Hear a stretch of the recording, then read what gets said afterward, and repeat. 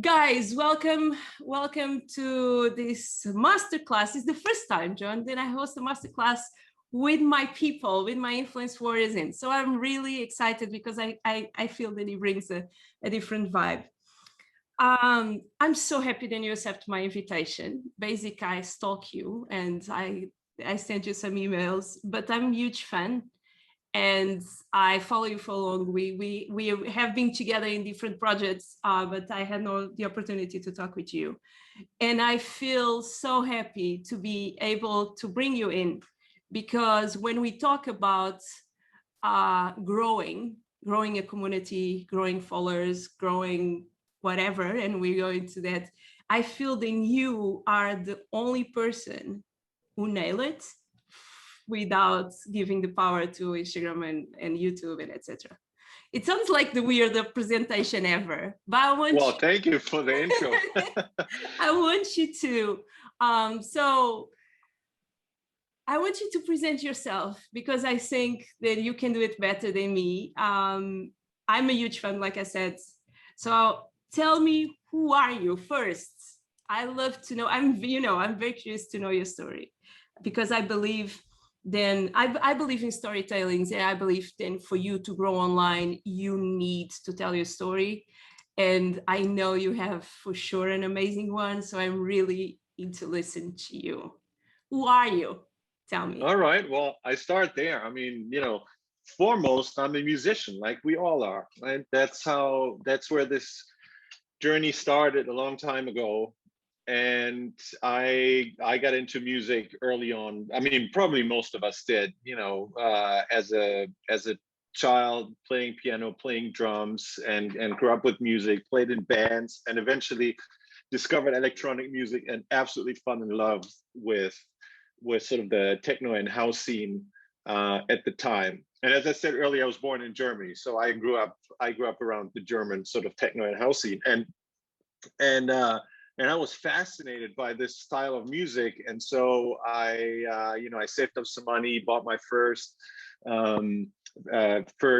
computer, like media interface, synthesizer, sampler, and got ready to make a little bit of music. And obviously it took a while before the quality level was where I could send out demos and get people interested. And that was all, you were talking sort of high school years, right? So that was all something I did when I came out of school, and I was basically playing with music at home in the afternoon. And then I got lucky that I got a record deal on a small label, and that first record that I ever released became somewhat of an underground club hit in Germany at the time.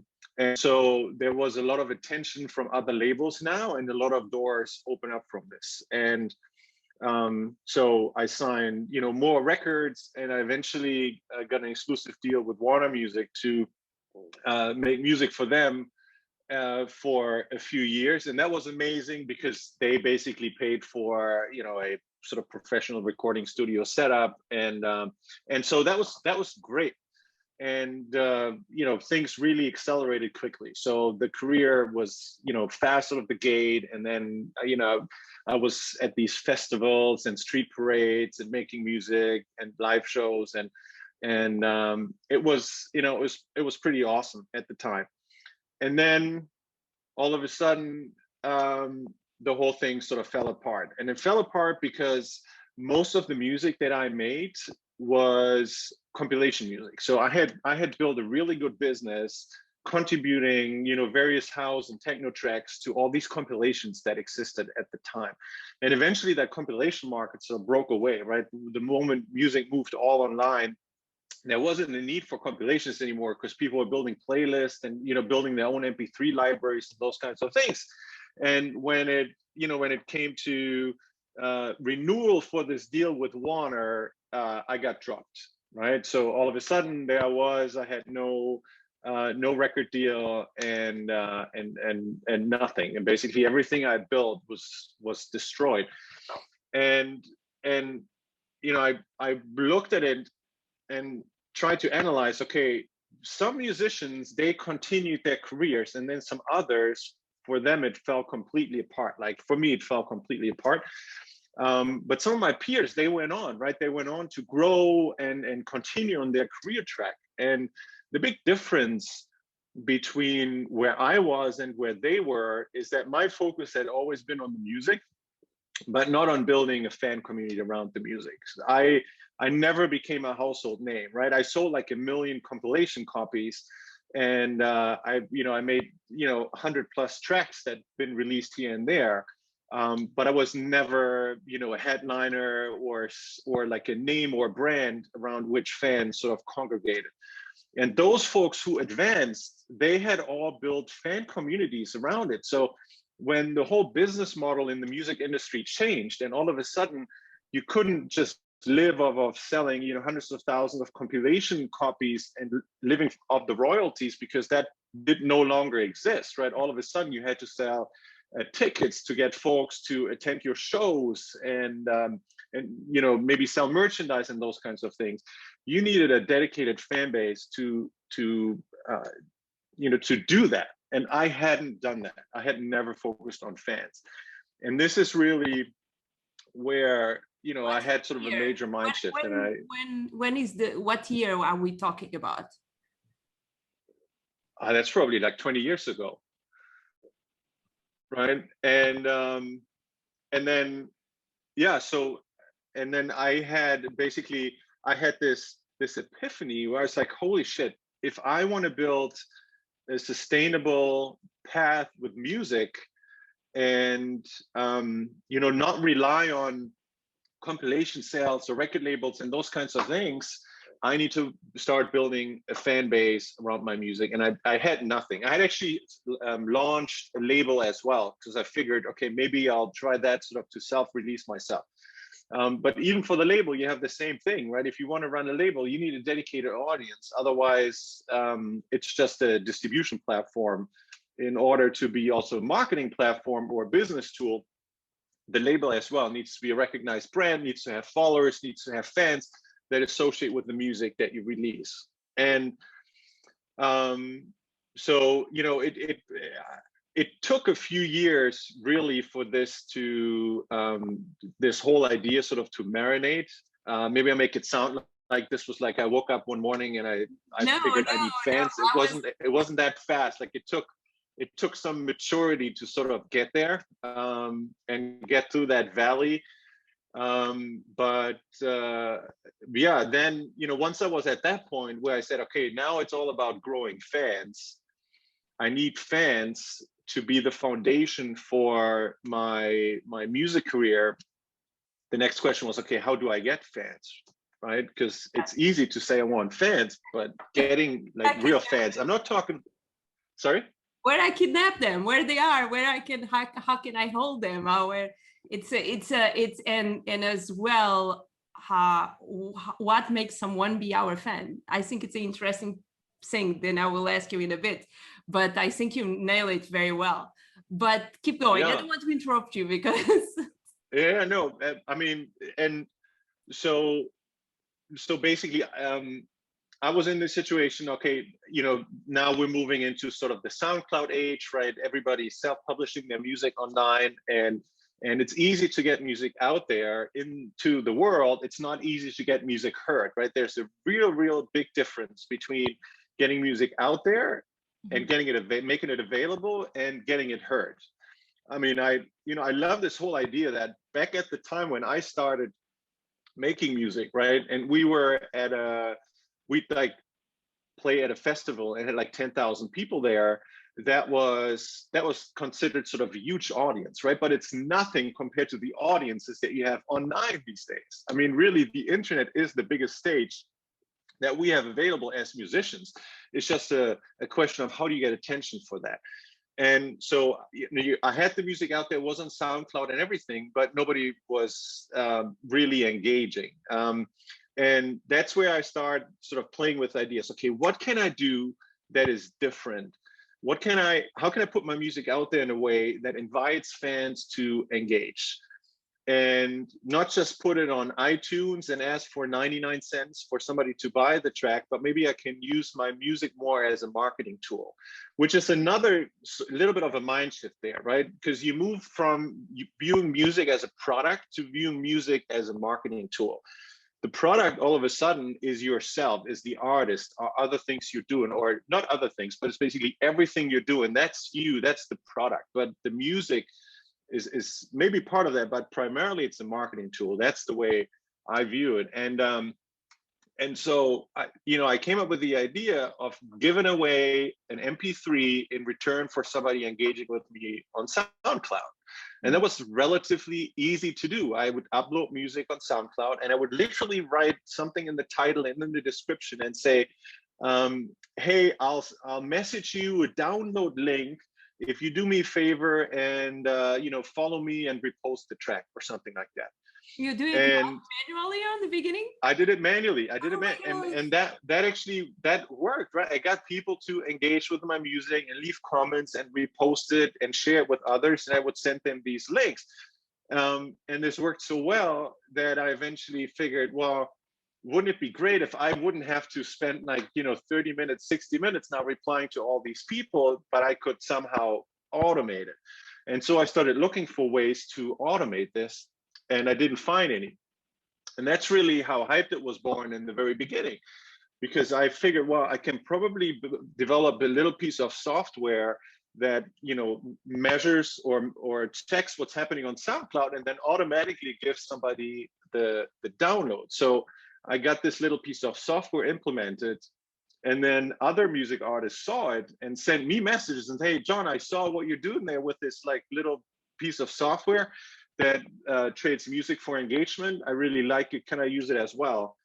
And so that's basically how Hyppedit was born. Because I tell me. Sorry? No, what date it was? Do you remember? Do you remember for sure the dates? But what year are we talking about? How many years Hyppedit exists? Because I feel I know Hyppedit for quite some long. Yeah, no, this was 2014. Hyppedit launched 2014, and the idea is something that again took a few weeks or months before that sort of to form. But 2014 was when it launched, and when I said, okay, let's make this tool available to every artist who basically wants to use it. And then from there, it just accelerated because there was word of mouth and people were sharing the idea and then started to use it more and more. And that's where my passion went. I mean, I'd say for those years, 14, 15, 16, my own music has taken a little bit of a backseat. And I put more energy into this project because the impact is so much bigger. With my music, I'll be able to, influence and reach, a certain group of people, but with a Hyppedit, the ability to support a big artist community, there's so much more reach, so much more connections there. And so that became my number one passion. And that's where basically my full-time energy went. But that's it. That's how I got started, and that's how Hyppedit got started. It's so funny because in a certain way, not want me to compare to you in any way, form or shape, but we both found a problem, and we had for me it was when I was touring, I was working for many years, and I was forced to stop for 2 years, and it is 2014. In 2014, the world really did change for DJs, and I did want to come back after my daughter, and everyone was saying, "Oh, you have no Facebook, you have no. Who are you?" And I was like, "How I do this now?" I remember very well, and my story is. My husband Paul, I was trying to get the gig for free. I think I told you the story. I was trying to call a party and try to get the gig for free. And my husband gave me a post-it and told me, tell them your story. And I was like, how can I tell my story? Why I'm going to tell my story now? But that post-it was in my mind. And yes, so if I want to manage to grow my following, I need to tell stories. So I went to the next year and a half, then I could not put my career together, find ways to connect. And before I ask you to explain to who don't know what is Hyppedit, I felt then the way then you build, the way then we artists or we coaches, and we go there in a second because I have some coaches here, build connections is giving something away. And is the best way, because the best way to connect with someone is upfront give them something, because they all feel they should give something back. So was that on your mind? Like, did you think about, oh, I'm going to give a download or access to something and they will have more intention to follow me? That was on your mind, or was just a consequence?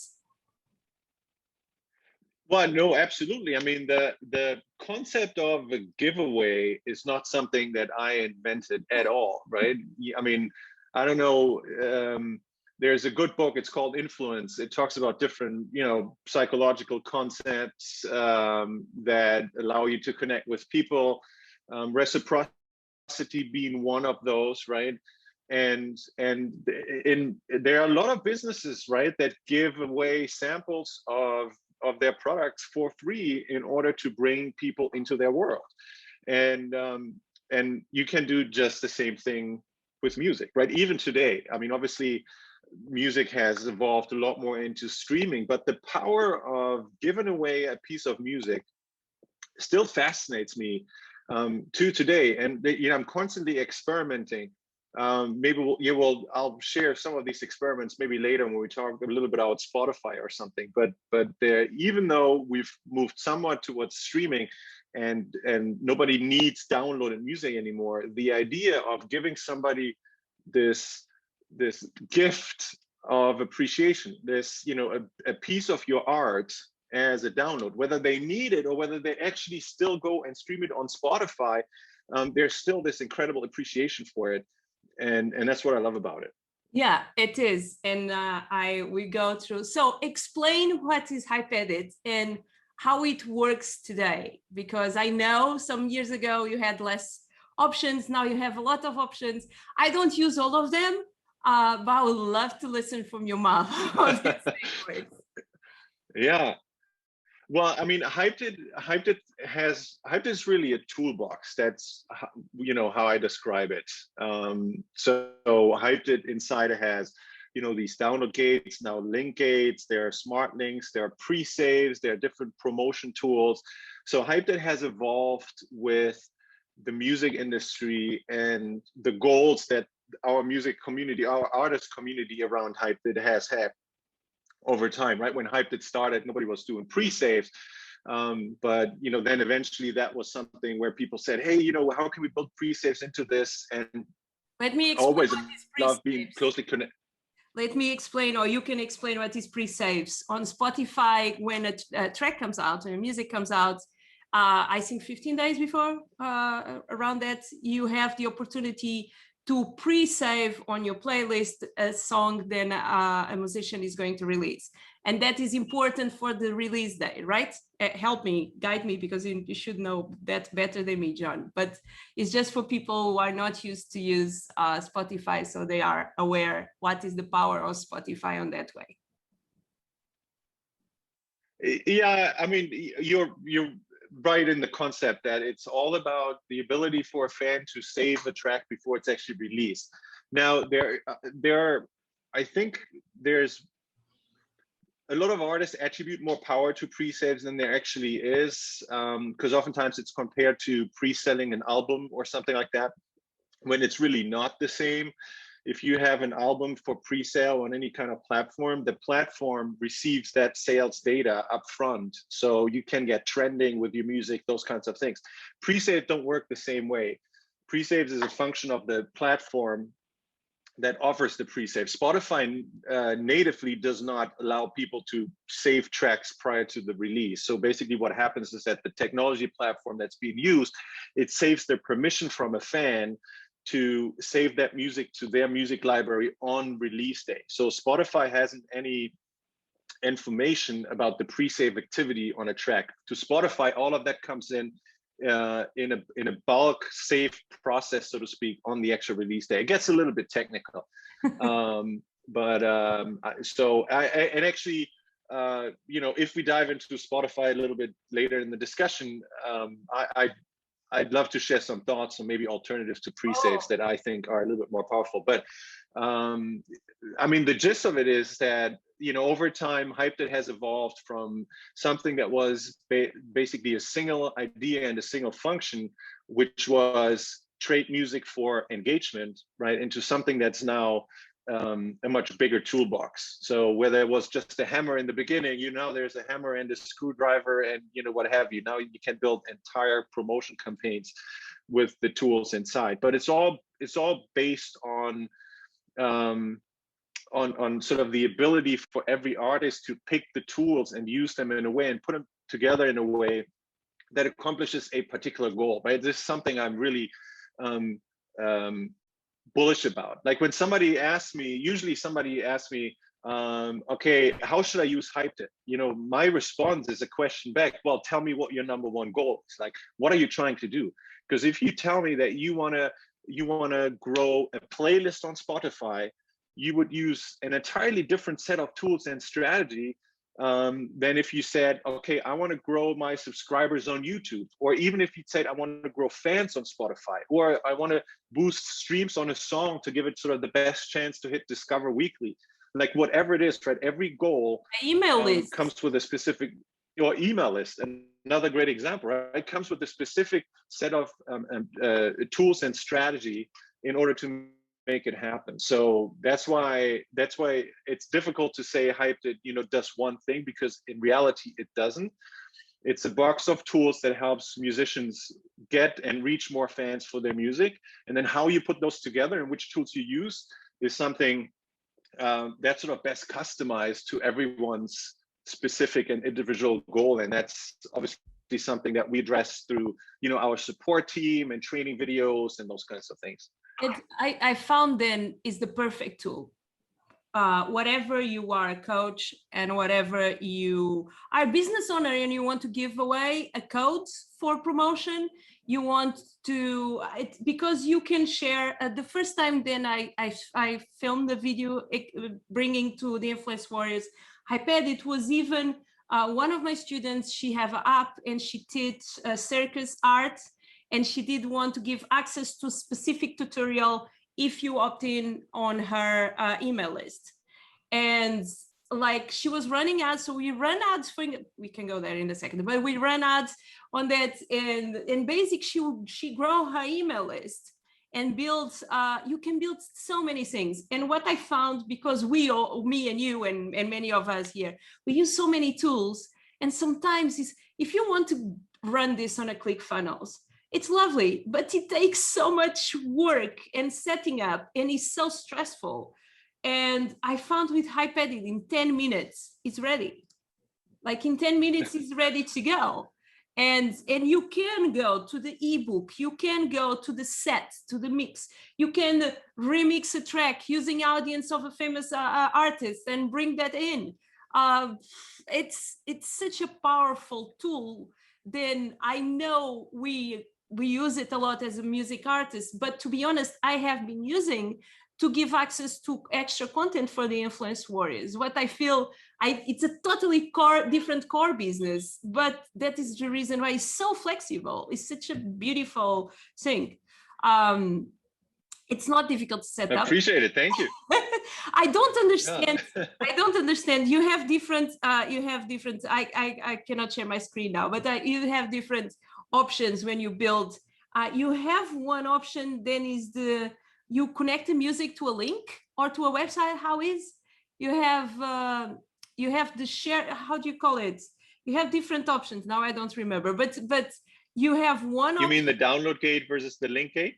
Yes. So the link gate is when you release option to go to a place, right? In a download, correct, you get the item like an ebook, I don't know, something. You need to have a combination. Exactly. Yeah. It's, I mean, the with any kind of sort of gated content, the success of it depends on how attractive that offer is, right? How much the audience that you put this opportunity in front of, how much they desire that thing that you offer them. And that does not always have to be something to be downloaded, right? So for example, let's say you have a new video on YouTube, but it's an unlisted video, and that is something that you'd like to make available to somebody who Like maybe this left their email address. For example, yeah, you could, that's how you'd use that. You'd use the link it because there's no video to download, but then this video would only become viewable to somebody who basically unlocked your gate with an email address, or basically you pick from all the social platforms that are supported there. Yeah, let's go to the social platforms. So you can do a lot of different things. I felt I have one of the main things, and I cannot see everyone, but if I ask now, all of them here want to have more followers on Instagram. That is like the mainly thing. It is like, I don't know, we see it as a reward or like a stamp of approval. Is that in Instagram verification? That is a different story. But I spent, I will say 5,000, 6,000 euros in the beginning of 2020 before the pandemic, because I put in my mind that I was going to grow my Instagram account using ads. What is not a straightforward thing to do, because you can grow your Facebook account, but not an Instagram account. And then I realized it was kind of not very intelligent, because if I was using Hyppedit, I could do that because you have that option as well. It's a more straightforward thing but you can grow subscribers on your YouTube. You can do your email list. You can do Spotify. You can do SoundCloud. You have so many options. How many options do you have now? I don't know. All the ones you listed are correct. It integrates with obviously with Facebook, with SoundCloud, with Spotify, with Deezer, with Apple Music, with, did I say Instagram? I probably did, with Twitter. No, I did. With we just added Bandcamp, email. There's a donation feature. I'm sure I'm missing something, but basically, Twitch, of course. Yeah, I'm still probably missing something, but like all the major platforms are supported. And whenever a platform rises to the level where there's a buzz happening in our community and people are, they want it, then we integrate that. So it's just great because there's direct feedback from the artist community, and if there's a new platform that everybody wants to focus on, it's just something that we add to Hyppedit.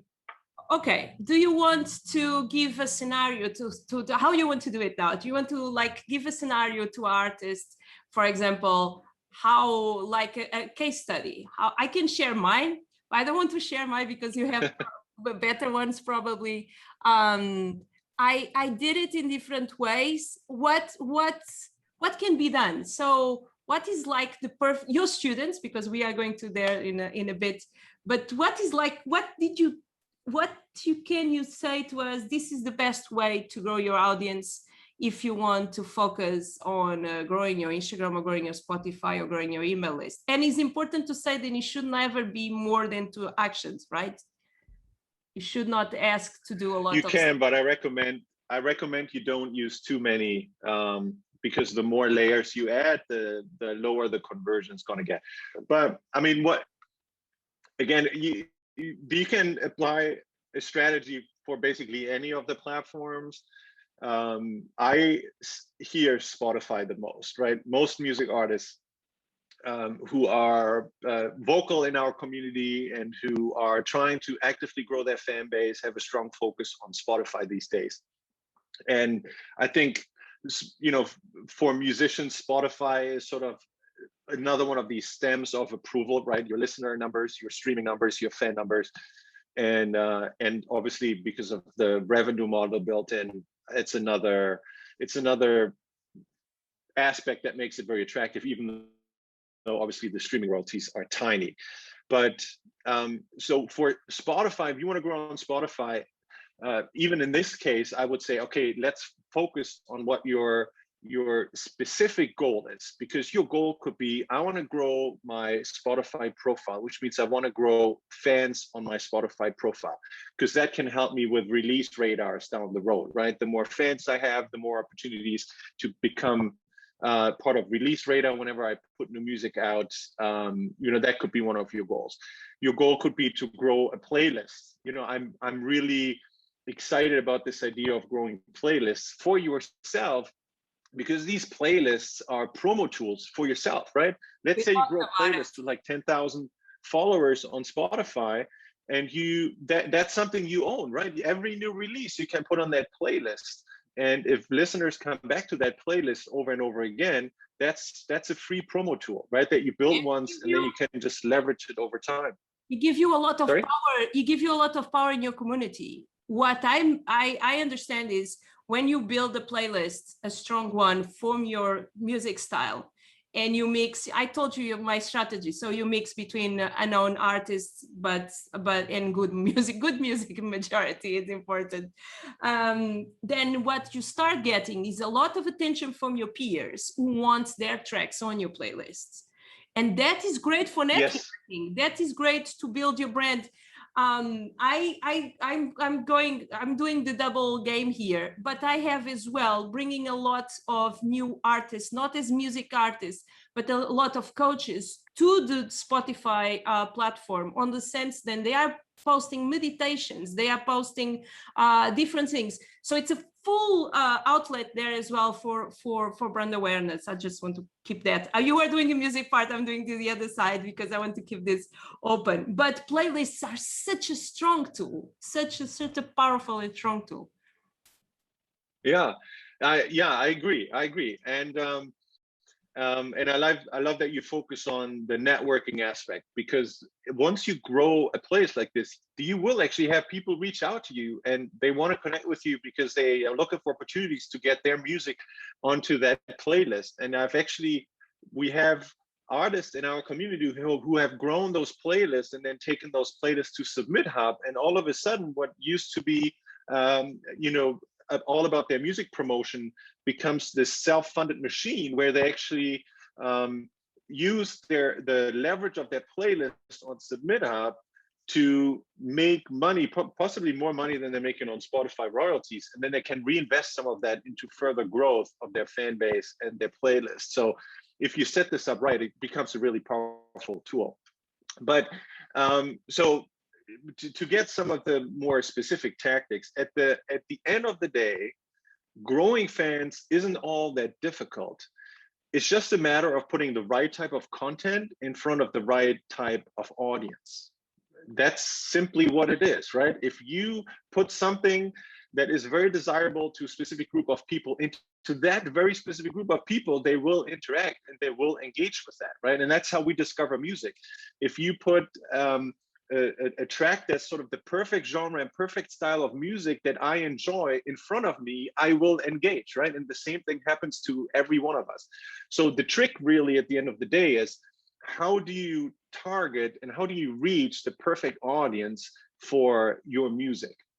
And this is something where I started eventually to experiment with social ads. Right? There's obviously different kind of strategies around generating traffic, organic traffic being one. I found myself in a situation where I was okay investing some dollars more than I was okay investing time, because Hyppedit was taking up so much of my time and still is taking up so much of my time that I don't have the capacity to invest an hour, 2 hours, 3 hours into my own music promotion a day and do this sort of in an organic way. And so I was looking for something that allows me to invest money into a promo strategy and save time. And this is where, I discovered Facebook ads, I discovered Google ads for YouTube, and eventually developed these strategies that allow you to put your music in a very laser targeted way in front of a perfect audience on these platforms. And this is when the magic happens, right? So if you are trying to grow a playlist on Spotify, you're trying to grow your profile on Spotify or a song, right?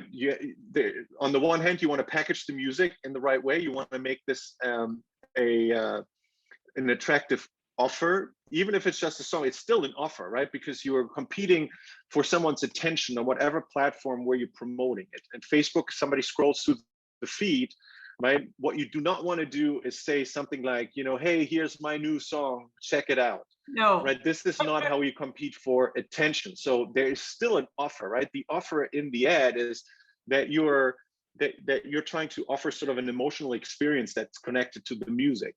And you can do this with words. You can do this with a little bit of music preview. I call these sort of magic music ads. That's sort of the framework that I've developed around that, and how to properly present music ads on Facebook or on YouTube, if that's a platform you pick.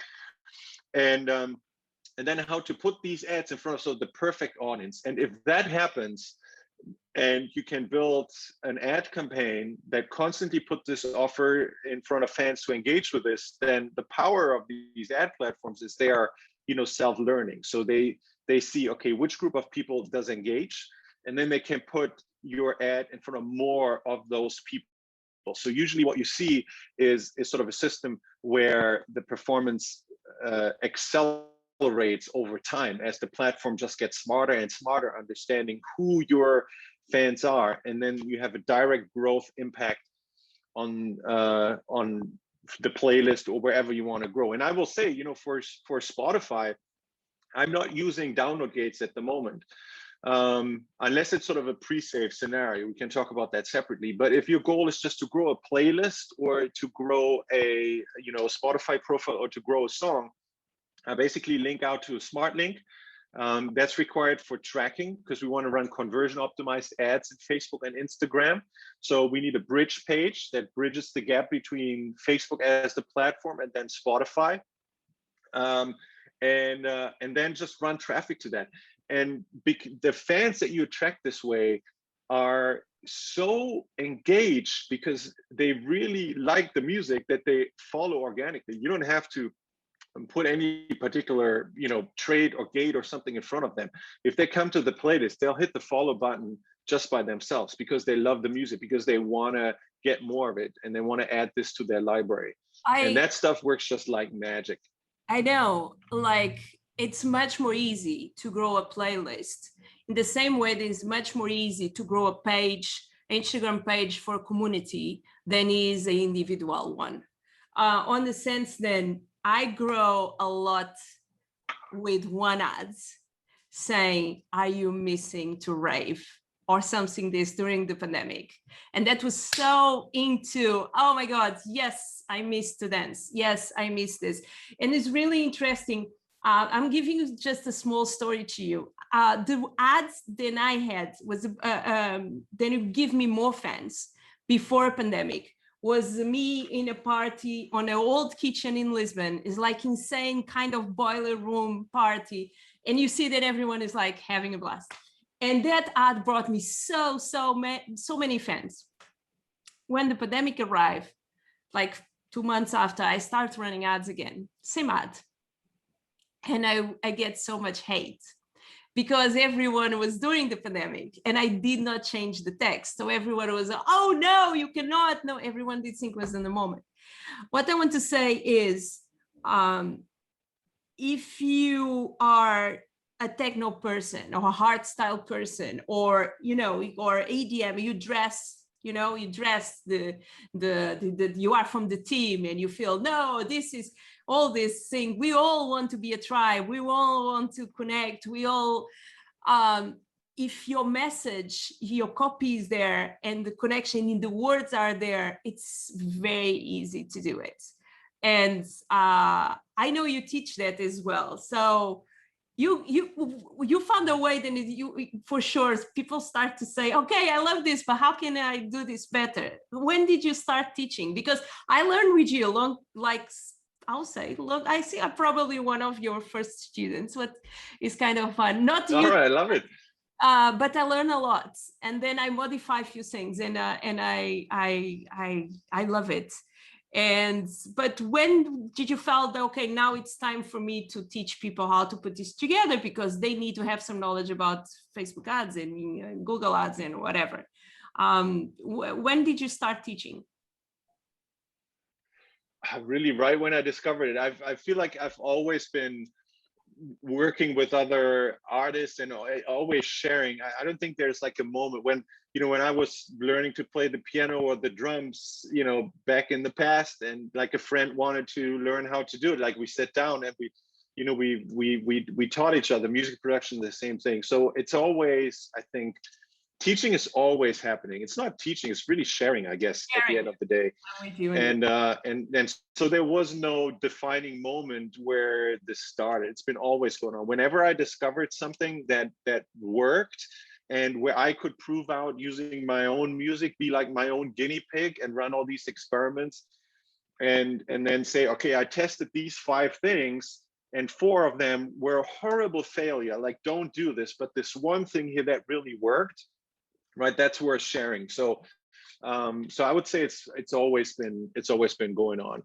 And then about maybe 1.5 years ago, I discovered sort of the power of the online training platforms, where I started recording lessons and gave a little bit more structure to it. So before, it might have been sort of individual sessions or talking in the community, but that's where I said, okay, let me sit down, let me record all this, let me make it more scalable, so that I it's not just about showing this to like 10-20 people over here, but maybe I can show it to 100 and 200 people over here, or maybe thousands who can have access to these videos. And that's how that started.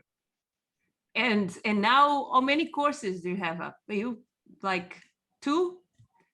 You teach different things, so well, there are two main training communities that I have at the moment. One is the Spotify Growth Engine community, which is all about Spotify growth, and the other one is the YouTube Growth Engine. Then I did not. And that obviously is all about YouTube growth. And sorry? I did not do it yet. I will do it. I will do it. Well, there you go. Now you know what's next on the list. I'll buy today. Yeah. Why do you felt then YouTube was a big player, and how was for me, YouTube is still a part, then I don't use it a lot. I feel the need of doing. What is the magic? What is the secret behind? What do you know that can change our life today? It all comes back to the simple idea that it's all about fans, right? There are a lot of different strategies out there to promote views on YouTube. There are like 1,000 software tools that add views to your videos. And the message that I feel so strongly about, that I want to share, so that it's not about the metrics. It doesn't really matter whether you have 1,000 views on a video or 2,000 or 3,000. What matters at the end of the day are the fans that you're building around yourself as an artist, because with those fans you can do things, right? These fans are the ones who repeat stream your music on Spotify. I mean, even if they discover you on YouTube, right? The fans are the ones who come over to your merch store and buy merchandise, or maybe you have like a crowdfunding campaign. The fans are the ones who recommend your music to other friends of theirs, right? It all comes back to fans. And so the YouTube training really is a response to what a lot of artists were asking for. So when I started the Spotify Growth Engine, and the artists went through it and they had success, like they literally knocked my door and said, John, do you have the same for YouTube? We want it for YouTube. And that's where it took months to develop, because again, I'm using myself and my music as the guinea pig. So I went through, I don't know how many hundreds of experiments, and had to figure out the way myself, until this was sort of a solid framework that's replicatable, that works for any genre. And that's why the YouTube Growth Engine is brand new. That program just came out.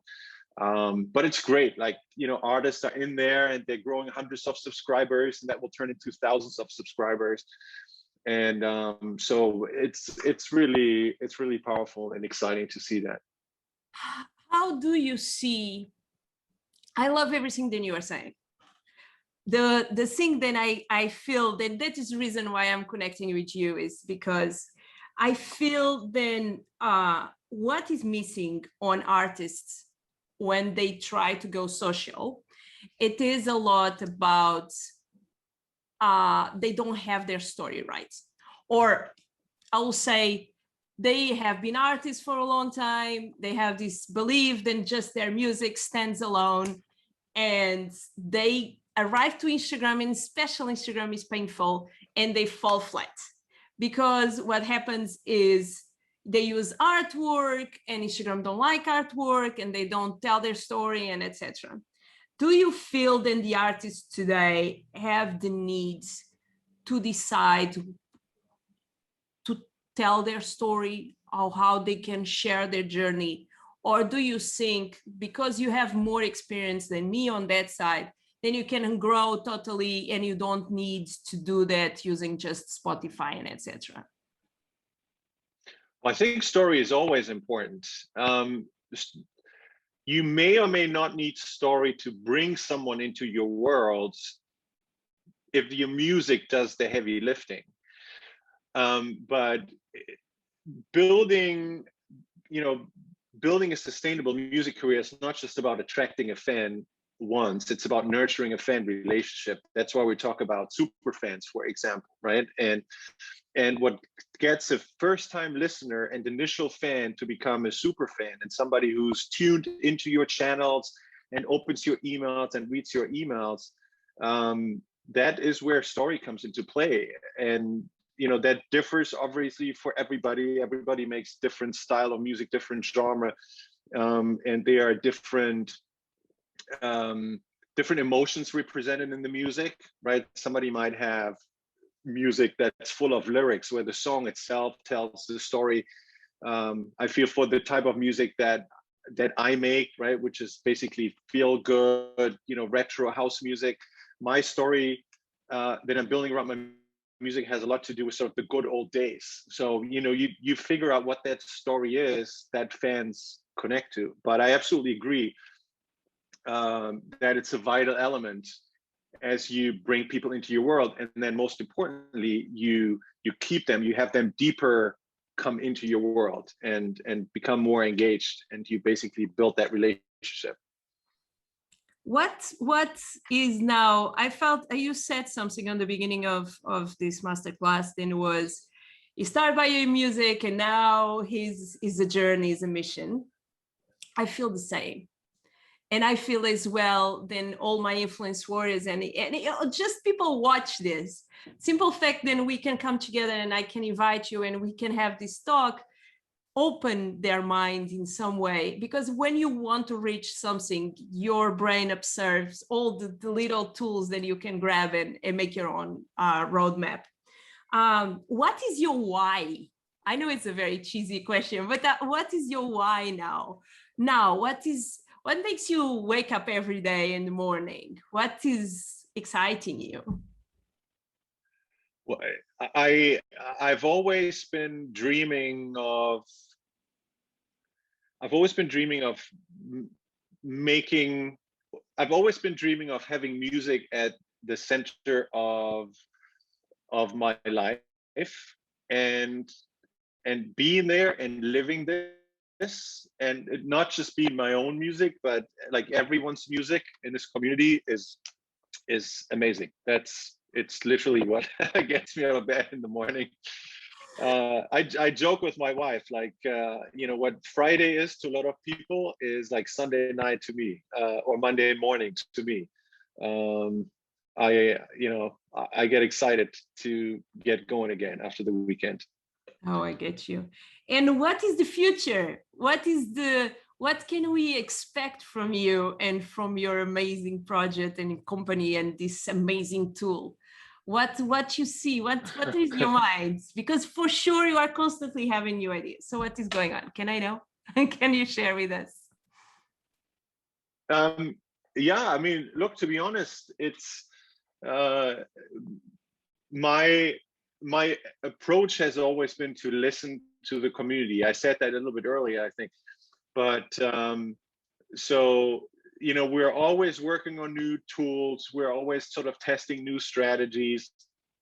And there isn't sort of this big thing that is like 4 weeks away. And I would say, well, in 4 weeks, you know, we're launching this thing and it's going to be something completely different.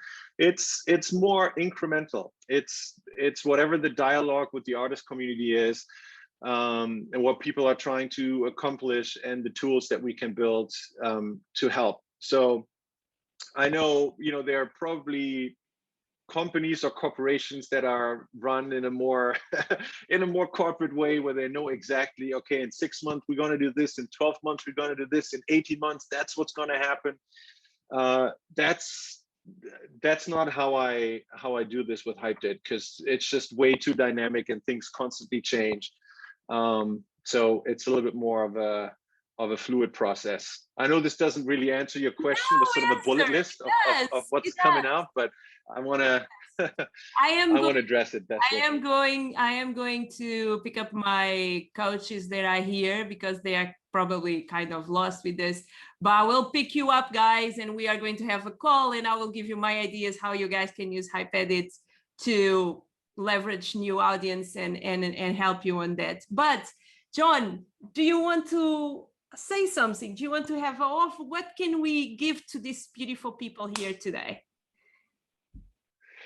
Yeah, I mean, I was excited to be invited. So thank you again for that, Rocky. I'm having a blast. So, yeah. Yeah. So I wanted to do something special here. I have these two training programs out there. One's the Spotify Growth Engine, one's the YouTube Growth Engine. They are both at special discounts right now. The Spotify Growth Engine is at $37 right now. The YouTube Growth Engine is at $37. So they're really really easy to get into. Both come with like a 30-day full refund guarantee, no questions asked, no BS. So if you try any of those and you don't like the results, you don't like what it does on Spotify for you, you're not growing the kinds of fans and streams and listeners that you want on YouTube, you're not growing the kinds of subscribers and views and comments and engagement the way you want, right? Just let me know. Full refund. I don't deserve your money if you're not getting the results with either of these training programs that you want to have, right? So that's my promise. I want to make this risk-free, but I'm passionate. This is for artists who are excited to put in the energy. I mean, full disclosure, these are no magic buttons or silver bullet kind of programs. You actually have to go through the training, and you have to yeah, well, that's what it is, right? It requires solid music and requires an execution of the training steps. That said, right, most music artists complete this in 3-4 evenings, or maybe on Saturday and Sunday afternoon. So we're not talking about things that are particularly difficult. They are not. It's about just knowing what to do, but actually doing it. So I always want to be upfront about that. But if you implement and if you have the music, this is like extremely powerful, and that's why I offer this. And for everybody who's here today, I thought about, well, what could I do extra? So I have a book out. It's called 100 Free and Inexpensive Music Promo Hacks. It covers platforms like SoundCloud or Instagram or Spotify. Twitter's on there, Facebook's on there. So a couple of different things. And it's usually something that I sell as part of a training program for a little bit higher price. But I said the next 30 minutes after this call ends, I'm going to include this for free. So anybody who decides they want to learn more about the Spotify Growth Engine or the YouTube Growth Engine, join either of these programs. I'll send you a free copy of this ebook in an email, right away. But that's limited to like 30 minutes after the call. Yeah, because it's just something I'm doing special for your audience. But I love that. I'm your student. Like I said to you, you really I feel then you explain without me needing to watch a 20 minutes video to learn something. Then you can do it in 3 minutes, and that really annoys me. I know we follow other people and we other people that we love, but sometimes it takes 20 minutes to learn something. And I'm very straight to the point. And you have that ability. I have extra things then I add to the Influence Warriors, then I put there as well as extra things. It's just my ideas. Maybe one day we need to sit together. I'll share my ideas with you and you'll see what you think about it. Yes, please. Yes, please. Yes, for example, for me, let me just give you an example. The way that I grew my first audience was, you know, Jaguar, the music, the track from DJ Rolando. It's like a very cool old track. So I pick up the track, I remix the track. I create 3 different videos to have 3 different creatives with some more visual, like visualize and etc. And then I build my audience using targeting people who follow that person. So that was a way of me to do it. I found out when you do a remix of a track, and if it's a famous track, you should give your flavor, but not change your track too much, because people are used to the original track. They feel very upset with you if you change too much. So this was one of the ways. Then everyone told me to not share my sets, my mixes online, because nobody did want to download, but with me it works. People really enjoy to download my mixes. I don't make one for quite some time. I don't touch in gear for quite some time. I'm having a moment with it, but if I feel it works. And ebooks and like access to a call like this one, you know, a VIP entrance really works. A session, I don't know, like if you are a coach and you give a session, or if you so many things, if you want to teach production and you want, like, it's anything. It's exactly like you say, what do you want to do? And we have a tool there. It's amazing. We had some questions, I think. Yeah, one of the, if I may throw in some additional ideas there. I mean, I have the benefit of seeing what everybody's doing on the platform and have visibility into some of the content that performs the best, right? And obviously music is the majority, but some pieces of content that have done incredibly well for the creators who shared those on our platforms are, for example, some free samples, right? And that's a very, very easy one. You could wrap up a couple samples, give them away for free through a download gate, capture an email address, right? Hyppedit automatically syncs with all these different email platforms, so you can have an automatic follow-up sequence, and then ultimately invite fans to buy the full sample product. Beats, oh my God, beats are doing so well, right? You can do the same thing. Maybe you have one beat that you're giving away for free, and that way you engage with the fan of your beats, and you can introduce more beats and maybe get them to purchase beats from you in the future, right? So that works amazing. Remix contests. I have done several remix contests for my own songs where I gave away the stems, and incredible, right? That kind of content works really, really well. As you said, ebooks, unlisted videos, right? Exclusive videos that can't be seen any other way but by guiding people through it. Some labels use it for music submissions, right? They're asking an artist to engage in order to submit the demo. So lots of different ways you can put these tools together, and you can use it. Nice. Who's talking? Someone was talking about NFTs. Who was? Oh, of course, my king of the NFTs. Do you want to say your question? Do you want to unmute yourself and ask? Because NFTs is a hot topic. I'm still struggling to understand that, but I'm still like, my brain, maybe because I'm 40, I don't know, like my brain takes a while to get, even if I'm into crypto, but NFTs is a concept that makes me very confused. But I have here my specialist, my duo. So can you ask? Tell me. Yeah, it was what you said towards the start of the talk. And it was about the kind of downloadability of the content. It reminded me of kind of how NFTs are working at the moment, where people are using them as a marketing campaign to hand out free NFTs to unlock further content. So now we said putting in like I think Rocky's example was the email subscription. People are doing that where you get a free NFT or you pay for an NFT, and then what that unlocks is kind of an extra subscription into your music and a further piece. Is that something that Hyppedit uses, or is that like a separate way of doing it?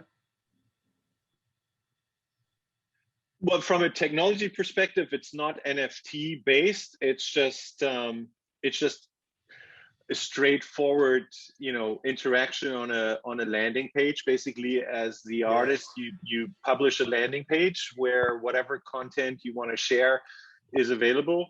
If somebody unlocks it through a series of steps, and you are the architect of what these steps are, right? Again, there can be anything related to email address, obviously anything on Spotify, whether it's like the pre-save or follow or what have you, and then all these other, 10, 20 platforms that we talked about a little earlier. So you decide what you want that to be, but it's not blockchain based or it has no sort of NFT aspect to it specifically.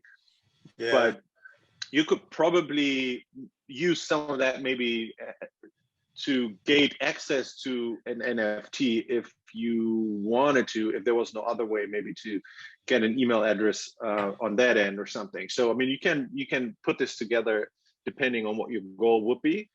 But yeah, so it's a different set of technology, I would say.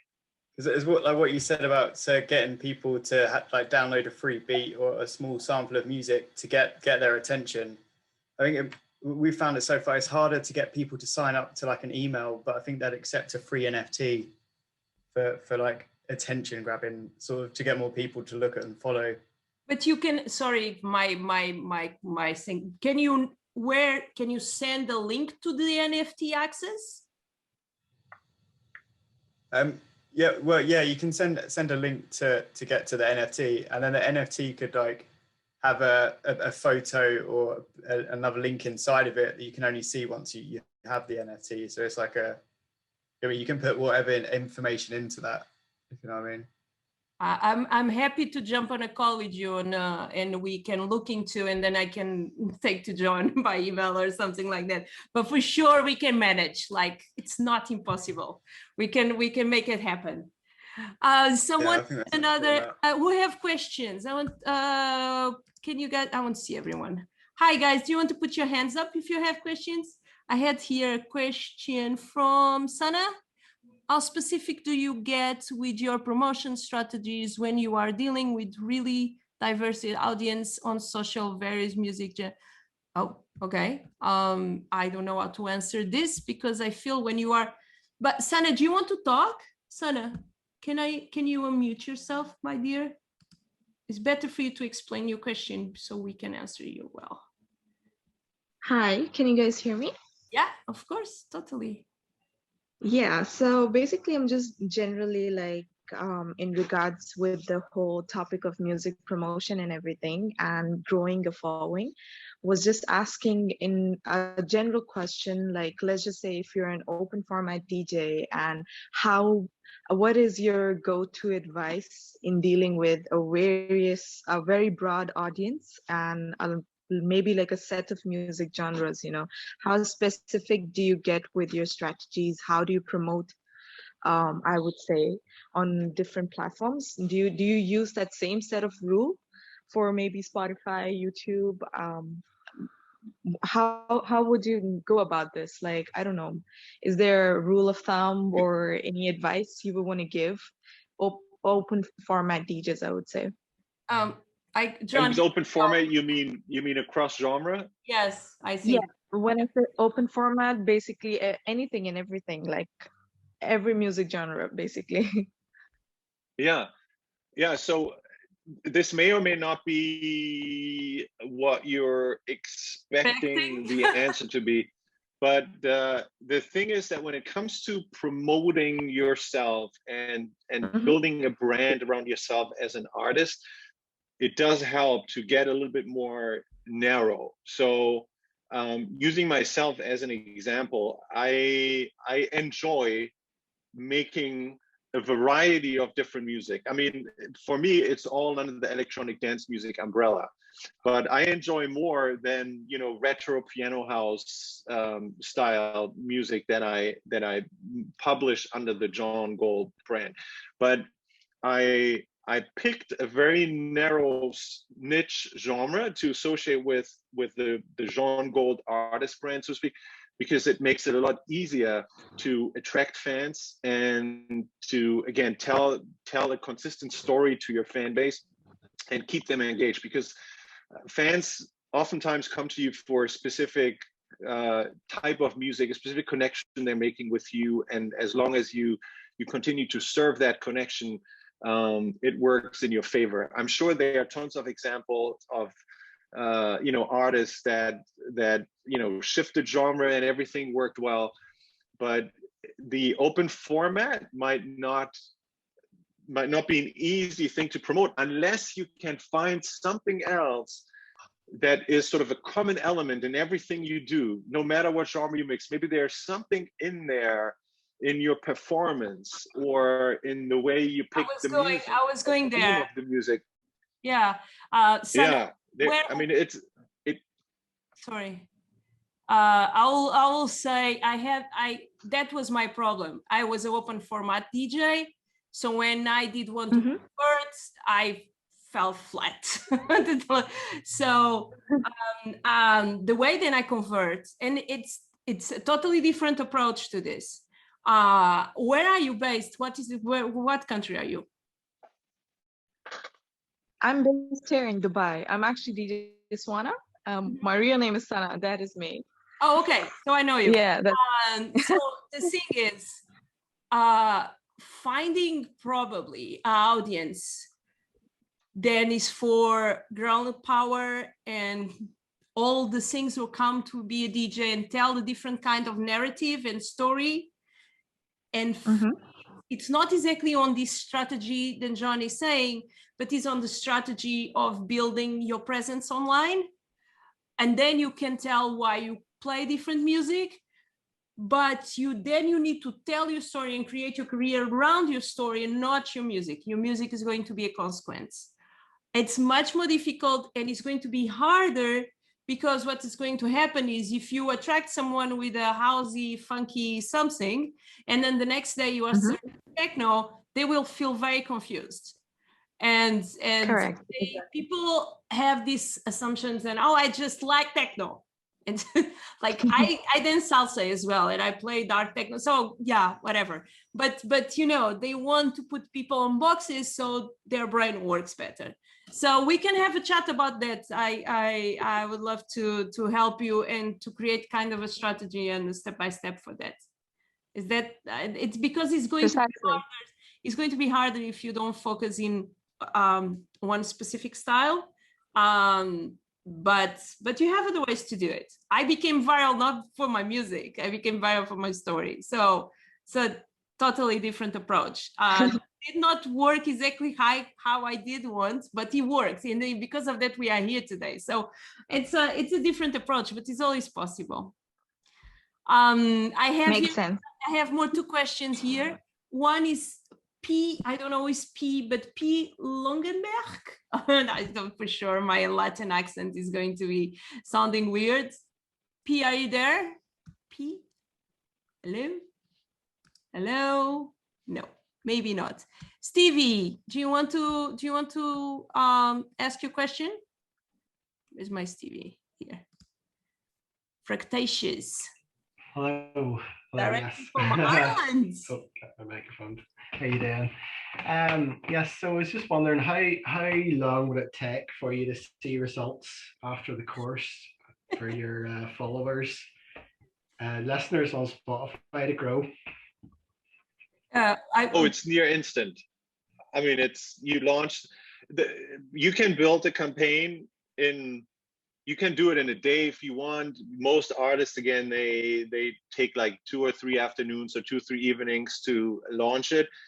But the results are instant. Like once you turn on that traffic engine and you set up the system that matches your music with sort of that perfect audience, you get results right away. So there's no delay there, which is one of the beautiful aspects of using, you know, these social media, or the social ads, I should say, as a traffic engine. A, it's instant, and B, your audience size is decoupled from your social audience. So, you know, if you go for an organic growth strategy and you're trying to reach 100,000 people with your music, but you only have 1,000 followers on Instagram, well, that's your cap, right? You cannot go through that ceiling.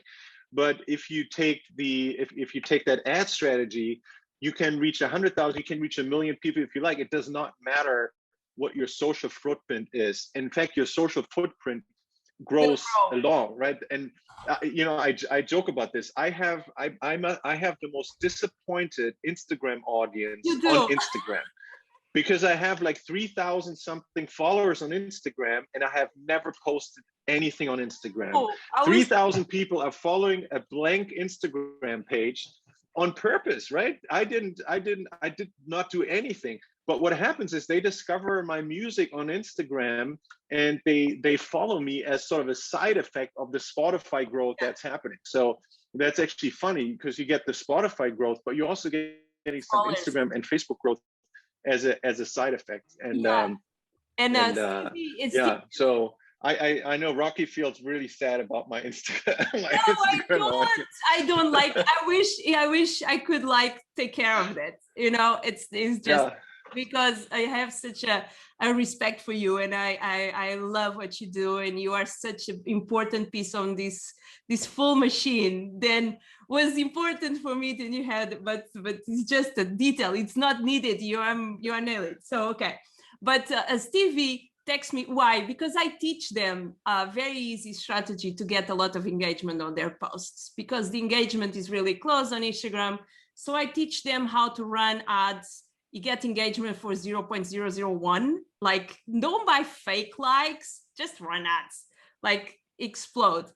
But so Stevie, it texted me this morning. It said, but I want to run ads to get more followers. I said, wait, listen to our call today, because I feel then you can kill, we say this in Portuguese, you can kill two rabbits with one, I don't know how to say, but you can kill two birds in one way, because it's true. Two birds with one stone. Yeah, one stone. So it's a sad thing to do, but it's really interesting. It's really interesting, because in special on stories, when they see your ad on stories, because it's such automatic thing to do, they have the tendency to follow you.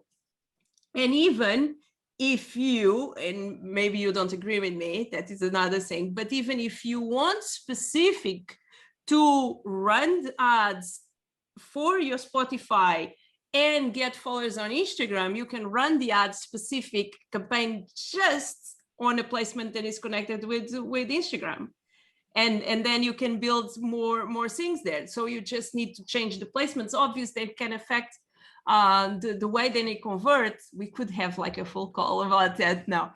But what I feel that is important is because running in traffic with no conversions, it is kind of random, and you never know what you are doing, if you are doing well or not.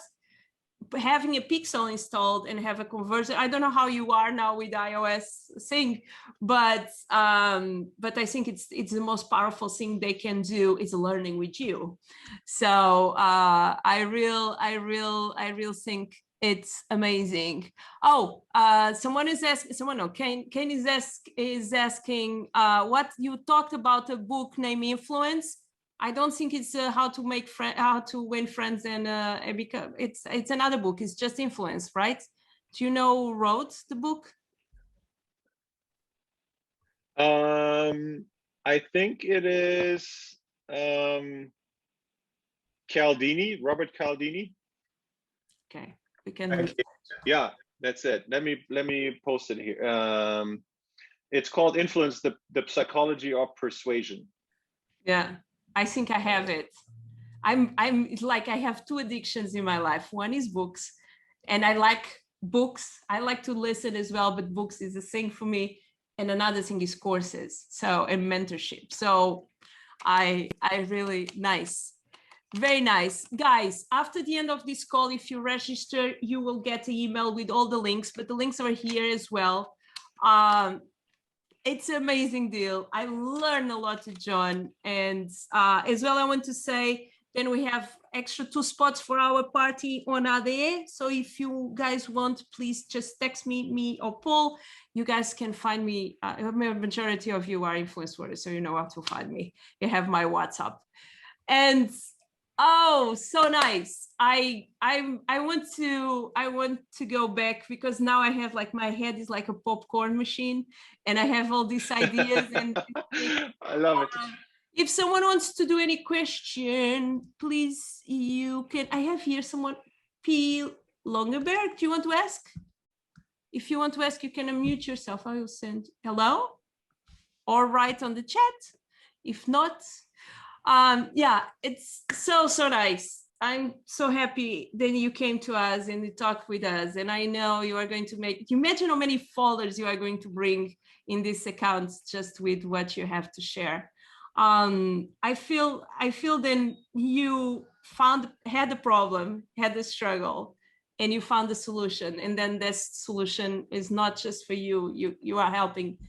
I don't know how many people is connected who Hyppedit, but how many people did ever open accounts with you guys? A lot. Because I know then it's a thing I have been using since 2014, so it's amazing. And if you guys never did, yeah, and it has a free tier, so it's really easy to get started with Hyppedit. So yeah, John is all into free stuff, free trials, and it's really good, because you know, when you give a free trial, when you believe in what you have and you have a great tool, you have no issue to share, because it's that they will always come back to you if that is perfect. It was very, very nice. I wish I could hug you, agreed. But you are too far away. Do you want to, if you had a message for your young self 20 years ago, when everything started changing, what message could you say to yourself like 20 years ago? Well, my musical message to myself would be, focus on your fans, John, focus on your fans, because that's everything falls or stands with your fan base. And I didn't know this in the beginning. I had to learn it when I had to basically reset and build myself up again. So that would be perfect message for the early days. Yeah, very, very nice. Thank you so much. Thank you. I love it. I will. Thanks so much for having me. Yes, it was so nice. Well, I know we are going to do other things together for sure, but for now, thank you so much. I think my people, my influence warriors did enjoy a lot, and I'm so happy to be able to bring people as you with your mindset to help us to influence the world in the best way. Thank you guys for hanging out with us for a full hour and 20 minutes. It was so nice. I love you guys, and I see you soon. Bye-bye. Bye-bye. Bye, everybody. Bye. Bye-bye.